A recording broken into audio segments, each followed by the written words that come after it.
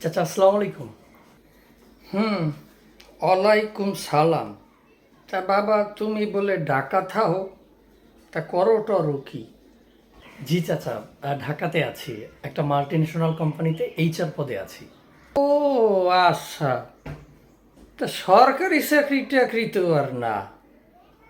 আমার জামাই কইলাম সরকারি চাকরি করে, বিরাট পোস্টে। চাচা কোথায় আর কোন পোস্টে? মন্ত্রণালয়ে চাকরি করে, অফিস সহায়ক। মন্ত্রণালয়ের কোনো কাম আমার জামাইরে ছাড়া হয় না, সব কাম হের পাইনি বাজ্যে থাই। আর বোঝো না, বড় অফিসার, মেলা বেতন। জি চাচা, বুঝছি কি করেন তিনি, বুঝছি। তা বাবা তোমার বেতন কত? জি চাচা, যা পাই তাতে আলহামদুলিল্লাহ বেশ ভালোই চলে যাচ্ছে। না তা তো ঠিক আছে, তা তোমার বেতন কত বাবা? জি চাচা, আলহামদুলিল্লাহ বললামই তো, মানে যা পাই তাতে আমি আলহামদুলিল্লাহ বেশ খুশি আছি। আলহামদুলিল্লাহ আমি যা পাই তাতে আমার সংসার ভালোই চলে। কত? 50,000 তো হয় না, মনে হয় না। চাচা আলহামদুলিল্লাহ আমি যা পাই তা নিয়ে আমি যথেষ্ট পরিমাণ সন্তুষ্ট। কত? 40,000 তাইলে? আরে 40,000 টাকায় তো আর সংসার চলে না।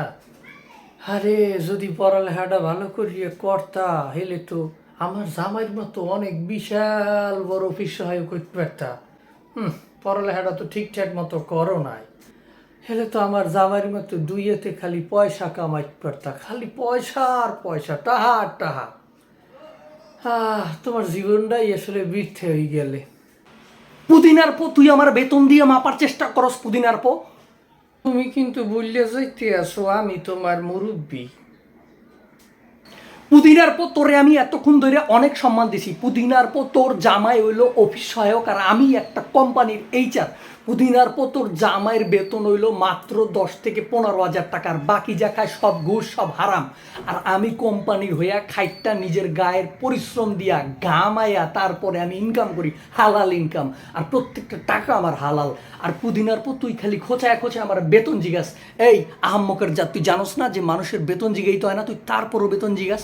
পুদিনার পো আমি যেটা পাই, আমি বারবার কইলাম যে আমি যেটা পাই ওটা নিয়ে আমি আলহামদুলিল্লাহ আমি খুশি। পুদিনার পো তুই তারপরও আমি অভাবে আছি। অভাব অভাব তোর পিছন দিয়া বইরা দেবো পুদিনার পো। থাক বাবা, কবা না হ্যাঁ কইলেই তো হইতে, আমি কি এত কিছু শিখেইতাম?